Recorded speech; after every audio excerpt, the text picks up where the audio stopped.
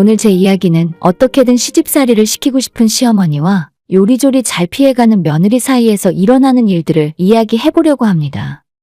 당연히 제가 며느리 입장이고 시어머니께서 신혼 초부터 지금까지 어떻게든 저를 골탕 먹이려고 노력하시는데 번번이 실패하셔서 당신 꾀에 당신께서 넘어가시고 고생을 하시네요. 그 모습이 안쓰럽기도 하고 웃기기도 해서 한 번쯤은 속아 넘어가 드려야 하나 싶지만 이제는 이 집안의 실권이 어머님에서 저한테로 넘어왔다는 걸 알게 해드려야 할 것 같아요. 저는 올해로 결혼 4년 차고 아이 하나를 키우는 맞벌이 부부입니다. 직장 때문에 시댁과는 멀리 떨어져서 살지만 이래저래 꽤 자주 만나는 편이에요. 저도 시부모님을 찾아뵙는 것에 별로 거부감은 없는데 이상하게 어머님께서 자꾸 저를 견제하시는 바람에 신혼 초부터 분위기를 불편하게 만드시더라고요. 시댁에 가면 어련히 제가 할 일은 알아서 하는 편인데도 어떻게 며느리한테 일을 좀 더 시켜 먹을까 그것만 고민하는 모습이 너무 느껴져요. 어머님께서 예전에는 돌아가신 시할머님한테 시집살이를 많이 당해서 한이 맺혔다고 하시는데 그런 이유라면 며느리한테는 잘해주고 더 이상 시집살이를 시키지 않아야 맞는 거 아닌가 싶은 생각도 들어요. 하지만 대놓고 나쁜 역할은 하고 싶지 않으신 건지 남편이나 시아버지 등 다른 식구들 앞에서는 한없이 착하고 인자한 시어머니 연기를 하십니다. 작년 초에 저희 아이 태어나고 얼마 되지 않아서 설 명절을 앞두고 있었어요. 그때 아이가 100일도 안 됐을 때라 갓난 아이 데리고 장거리 이동하는 것이 걱정이었죠. 안 그래도 전염병 때문에 집 밖에 나가거나 사람 많이 모이는 곳에 가기 꺼려지는 상황이었는데 설 명절을 안 갈 수도 없고 어떻게 해야 하나 고민이 많았습니다. 남편과 그 문제로 이야기를 해봤는데 시댁에서 시부모님이 저희를 기다리고 있을 텐데 아예 안 내려가는 건 여러모로 마음에 걸리더라고요. 그런 와중에 남편이 어머님과 안부 전화를 하게 되었는데 그때 저도 옆에서 같이 통화 내용을 듣고 있었어요. 남편이 먼저 어머님에게 설날에 내려가긴 가야 하는데 애가 너무 어리고 사람 많은 곳에 가는 것이 부담된다는 식으로 이야기를 꺼냈어요. 그러자 어머님께서는 뭘 그런 일로 고민을 하냐면서 이번엔 내려오지 말고 너희들끼리 집에서 조용히 보내라는 말씀을 하시더라고요. 아마 자기 아들 앞에서 착한 시모의 모습을 보여주고 싶었던 것 같은데 바로 옆에서 전화통화 내용을 제가 듣고 있는 줄은 모르셨던 것 같아요. 어머님 진짜요? 그럼 올해는 아쉽지만 각자 따로 보내는 걸로 해요. 다음에 전염병 좀 없어지면 그때 따로 찾아뵐게요. 라고 재빠르게 이야기해서 상황을 끝내버렸습니다. 저는 이게 웬 떡이냐 싶었고 어머님은 본인 입으로 한번 뱉은 말이니 다시 주워 담을 수도 없어서 작년 설날에는 편하게 집에서 쉴 수 있었어요.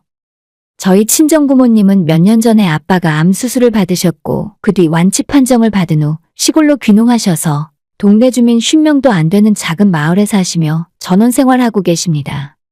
제가 먼저 찾아뵙겠다고 말씀드려도 동네 주민들이 얼마 되지도 않고 외부인이 거의 오지 않는 작은 동네기 때문에 괜히 와서 문제 생길까봐 먼저 오지 말라고 하셨어요. 지금이야 그래도 여행 다닐 수도 있고 상황이 많이 풀려서 좋아졌지만 작년까지는 서로 조심하는 분위기라서 정말 가족끼리 집에만 있었던 것 같아요. 저도 육아휴직 상황이고 남편도 자택근무하는 환경이니까 아이와 함께 세 식구가 집에서 한 발자국도 나가지 않는 날이 정말 많았습니다. 시댁 안 가게 됐다고 해서 제가 친정에 들락거리지도 않았고 정말 조용히 집안에서 일만 하고 애 키우면서 살고 있었어요. 설 지나고 2달 정도 지났을 때 갑자기 시아버지한테서 전화가 오더니 너희 시어머니가 아들이랑 며느리 얼굴 본 지 너무 오래됐다고 쓸쓸하시다며 매일 밤 눈물까지 흘리며 지낸다고 하시는 거예요. 이런 일로 눈물 흘릴 뿐이 아니라는 건 알고 있었지만 그래도 명절이었는데 안 찾아뵙는 건 너무 심했나 싶어서 주말에 내려가겠다고 말씀드렸어요.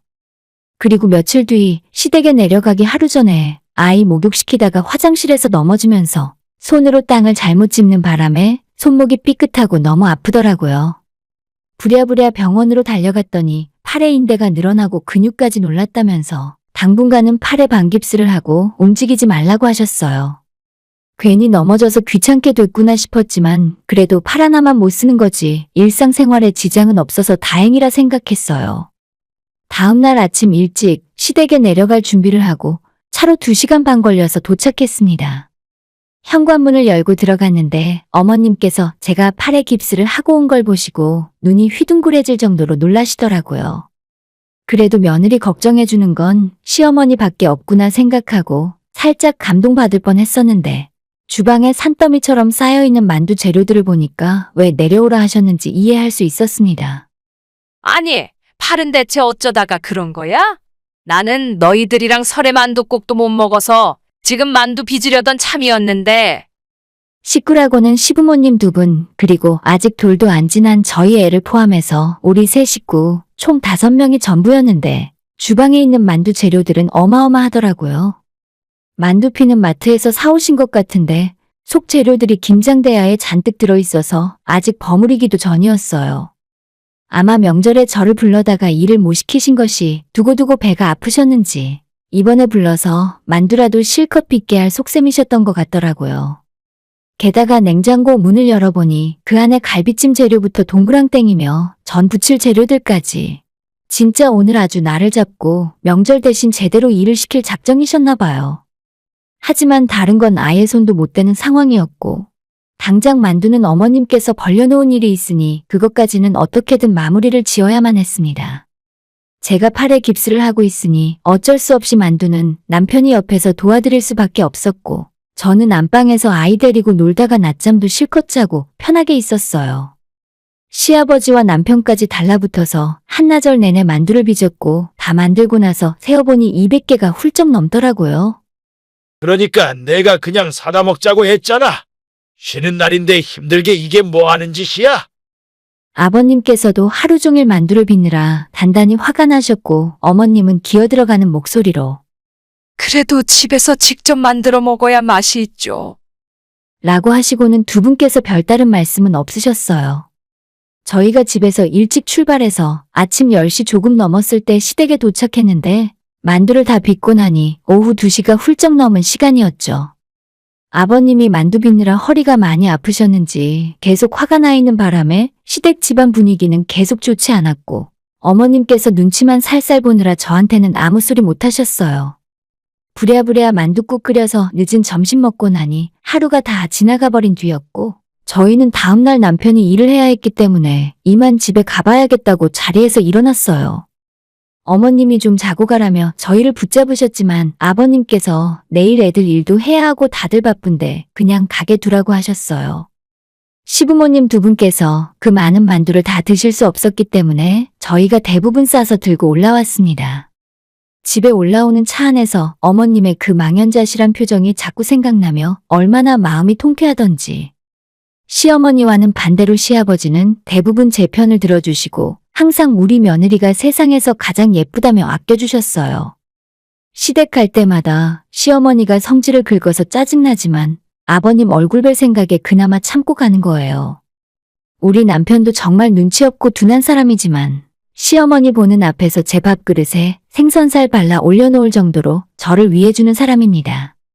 그러니까 지금까지 별일 없이 결혼 생활할 수 있었고 어머님이 가끔 괴롭히더라도 부부 사이는 전혀 아무 문제도 없어요.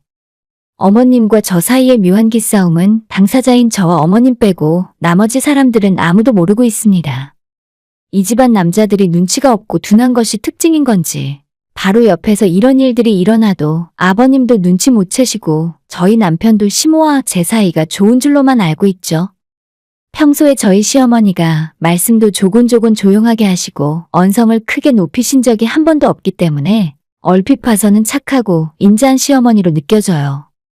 하지만 어떻게든 저를 한번 골탕 먹이고 식구들 앞에서는 안 그런 척하면서 몰래 일을 시켜먹기 위해 머리를 엄청 굴리시는 분입니다. 저는 전혀 어머님을 이겨먹을 생각이 없었는데 자꾸 저렇게 혼자서 난리세요.